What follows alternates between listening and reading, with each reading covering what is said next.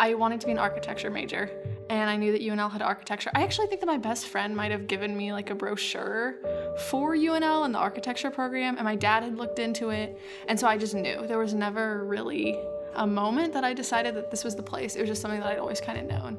And running sort of factored into it later when I was like, okay, I'm gonna run in college. Like, I'm good enough to do this. I'm good enough to run D1. And I just knew that UNL was a good place that I would be able to run, that I'd be able to walk on, and it would work out fine.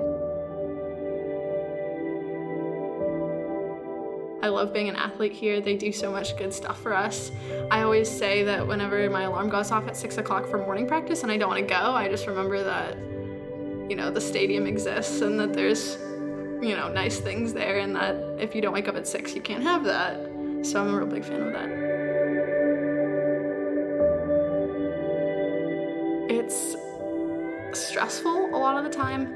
And that's been tough for me this last year in ways like it wasn't in high school, or even before, like last year, it wasn't so much. I've been getting a lot more like anxiety about running and competing and stuff, which is really unfortunate because like everything is centered around the competition, that I've just been struggling to, like, I'll train really, really well and then struggling to like perform the way that I've been training.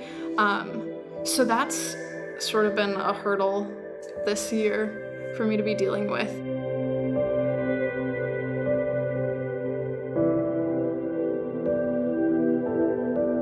I have a son. He's about 2 years old and 4 months, actually. I had him my freshman year of college. I was pregnant coming into college. I put him up for adoption. And it's an open adoption, so I see him about once a month. His parents and I are really great friends. They send me pictures, texts. They come to a lot of my track meets.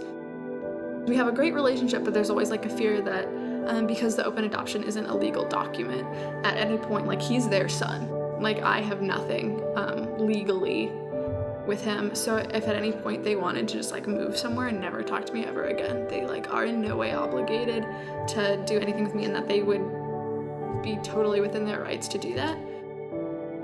That scares me because he's the most important person in the whole world to me.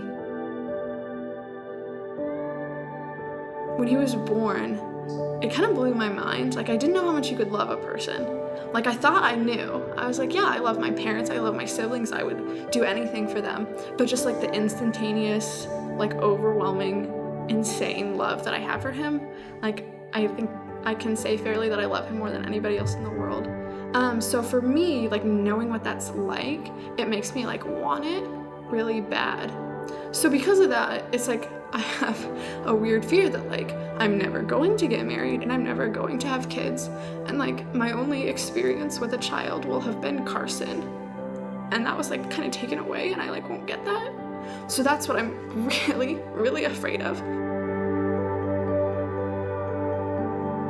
It feels like when there's like a bad thing that happens, people a lot of times think of it as like an isolated incident, and that there's like a statute of limitations on like the amount of time that you're allowed to talk and people are allowed to be sympathetic or whatever about it. And for me, like 2.5 years has passed, and so for me, I feel like the statute of limitations has passed. Like, that's over. Like, you don't get to like talk about it and like cry about it and whatever anymore. So I just don't talk about it to people.